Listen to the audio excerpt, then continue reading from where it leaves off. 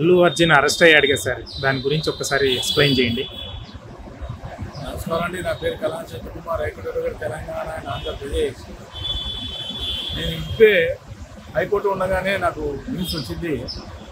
ఆయన్ని పోలీసు వారు ఆయన ఇంటికి వెళ్ళి ఆయన బెడ్రూమ్లో ఉండగా డైరెక్ట్గా పోలీసు వారు దూసుకెళ్ళి ఆయన్ని డైరెక్ట్గా తీసుకెళ్ళి వెంటనే చిక్కడపల్లి పోలీస్ స్టేషన్ ఫస్ట్గా ఆయన అక్కడ అరెస్ట్ చేశారు. అరెస్ట్ చేసిన తర్వాత తర్వాత ఆయన్ని మెడికల్ ట్రీట్మెంట్కి ఆటోమేటిక్ ఉస్మానియా అక్కడ హాస్పిటల్కి తీసుకెళ్ళి అక్కడ మెడికల్ చెకప్ చేసిన తర్వాత ఆయన్ని నాంపల్లి కోర్టుకు తరలించడం జరిగింది. అసలు దీన్ని ఫస్ట్ స్టార్టింగ్ ఎందుకు ఆయన అరెస్ట్ చేశారని ఫస్ట్ మనం తెలుసుకోవాలి. ఆయన ఈ మధ్య రీసెంట్గా ఆయన పుష్ప 2 అనే సినిమా రిలీజ్ అయింది. రిలీజ్ అయినప్పుడు ఆయన అక్కడికి ఆయనకి ఎప్పుడు కూడా ఒక ఆనవాయితీ ఏంటంటే ప్రతి ఇయర్ సంధ్యా థియేటర్లో ఎప్పుడు ఆయన సినిమా మూవీ రిలీజ్ అయినా కూడా ఆయన డైరెక్ట్గా అక్కడికి వచ్చి ఫస్ట్ డే నాడే బెనిఫిట్ షో నాడు వచ్చి చూసి అదో రకంగా ఆనందం పొంది ఫ్యాన్స్ కూడా ఆయన రావటం చూడటం ఎలా అసలు మూవీ ఎలా ఉందని ప్రతి ఏ మూవీ అయినా సరే ఆయన అక్కడ వెళ్ళి చూడటం అనేది ఆయన ఆనవాయితీ.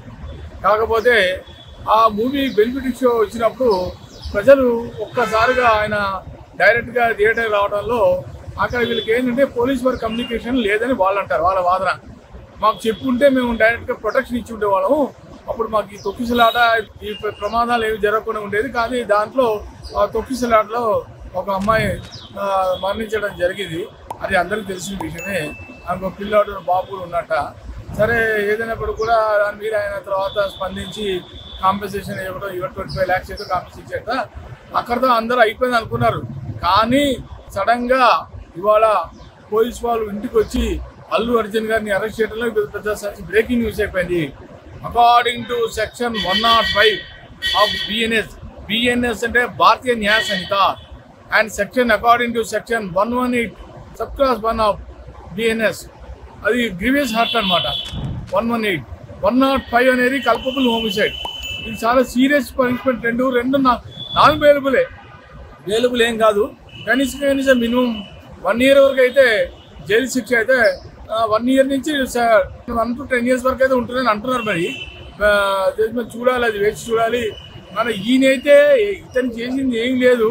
కాకపోతే సినిమా హాల్కి వచ్చి ప్రేక్షకుల మధ్య సినిమా చూడటం వల్ల మరి అనుకోకుండా ఒక అమ్మాయి మరణించడం వల్ల దాని మీద కేసు భర్త ఒక అతను కేసు పోలీస్ స్టేషన్ ఫిర్యాదు చేయడం వల్ల ఈ రకమైన యాక్షన్స్ జరిగింది.